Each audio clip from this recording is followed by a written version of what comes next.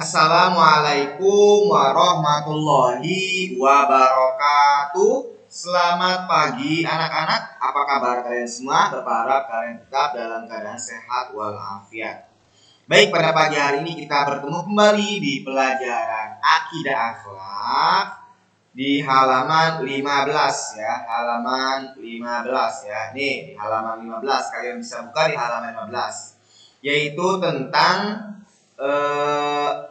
Al-Wahhab dan Ar-Razzaq. Nah, pada pagi hari kita akan membahas Al-Wahhab ya. Arti Al-Wahhab dan cara meneladani Asmaul Husna Al-Wahhab ya. Oke.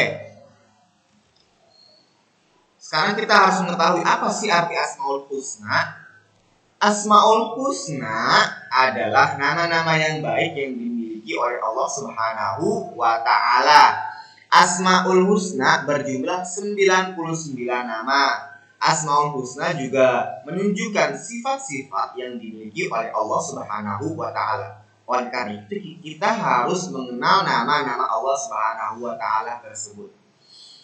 Ketika kita berdoa memohon sesuatu kepada Allah Subhanahu wa taala, dianjurkan agar menyebut Asmaul Husna sebagaimana firman Allah Subhanahu wa taala yang artinya hanya milik Allah Asmaul Husna. Maka bermohonlah kepadanya dengan menyebut Asmaul Husna itu dan tinggalkanlah orang-orang yang menyimpang dari kebenaran dalam menyebut nama-namanya. Nanti mereka akan mendapat balasan terhadap apa yang telah mereka kerjakan. Quran Surah Al-A'raf ya, ayat 180. Surah ke-7 ayat 180. Nah itu. Jadi arti Asmaul Husna adalah nama-nama yang baik yang dimiliki oleh Allah. Jumlah Asmaul Husna ada berapa? Ada 99. Nah, Asmaul Husna itu menunjukkan sifat-sifat yang dimiliki oleh Allah Subhanahu wa taala. Nah, ketika kita berdoa pun kita dianjurkan untuk menyebut nama Asmaul Husna ya. Contohnya Ar-Rahman, Ar-Rahim ya. Terus Al-Malik, Al-Quddus. Nah, jadi ketika kita berdoa dianjurkan untuk menyebut salah satu nama Asmaul Husna. Ya, oke. Di antara nama-nama Asmaul Husna adalah Al-Wahhab dan Ar-Razzaq. Ya. Sekarang kita akan bahas apa sih Al-Wahhab itu. Buka di halaman 16 ya. Di halaman 16. Halaman 16 ya.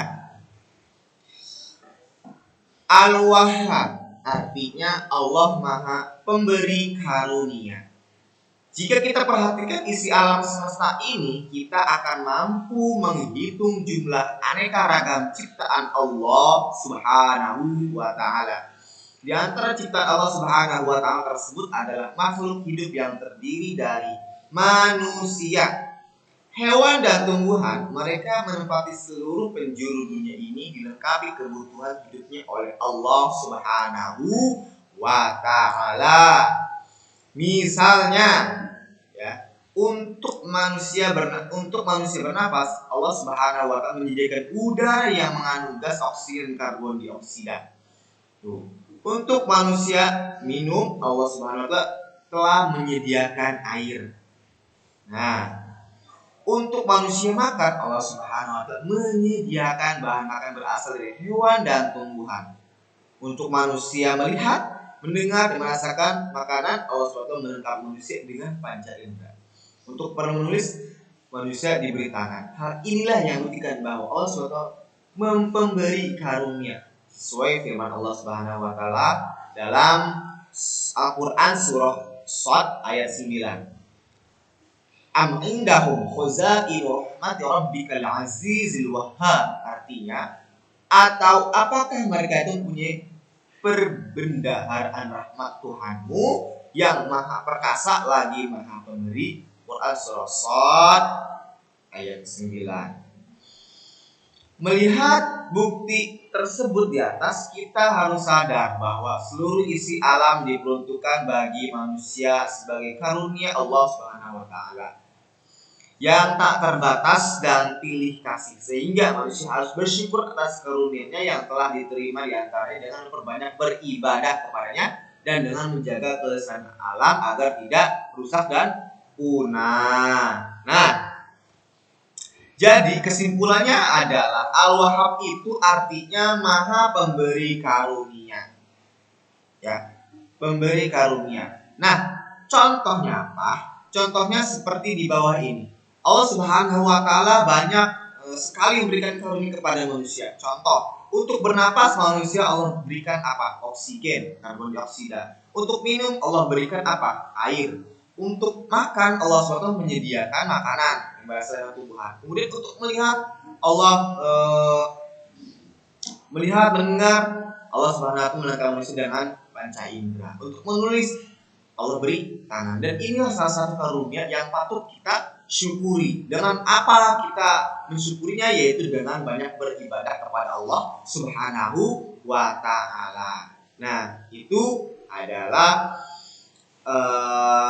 Asmaul Husna Al-Wahhab, ya. Oke.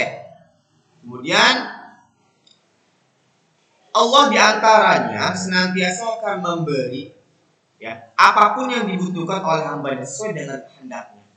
Jika seorang anak meminta agar menjadi pandai, maka Allah SWT akan mengabulkannya, asalkan ia rajin dan bersungguh-sungguh dalam belajar. Nah, ya, jadi apapun yang kita minta pasti Allah akan kabulkan, ya.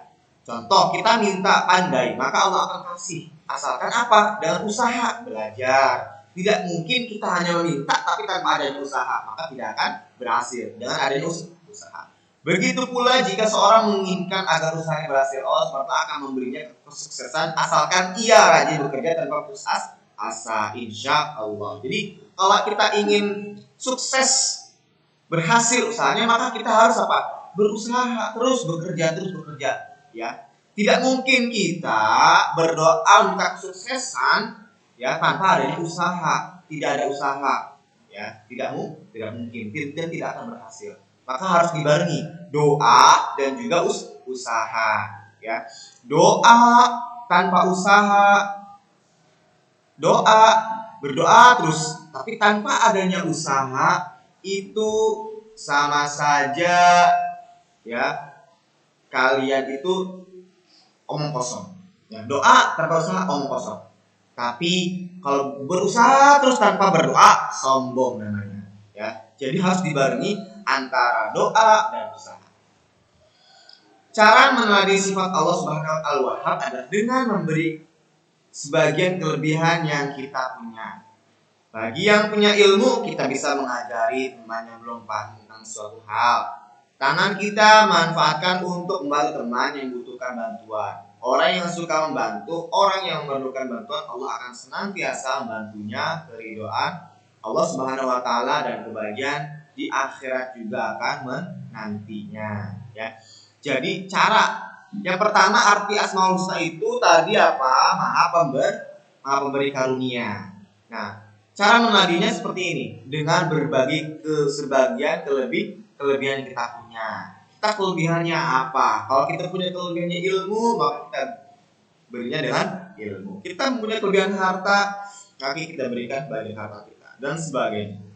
Oke, mungkin cukup sekian pembelajaran kita pada pagi hari ini. Mohon maaf apabila ada kesalahan. Tetap jaga kesehatan, berdoa sebelum belajar. Wallahu muwaffiq ila aqwamit thoriq. Assalamualaikum warahmatullahi wabarakatuh.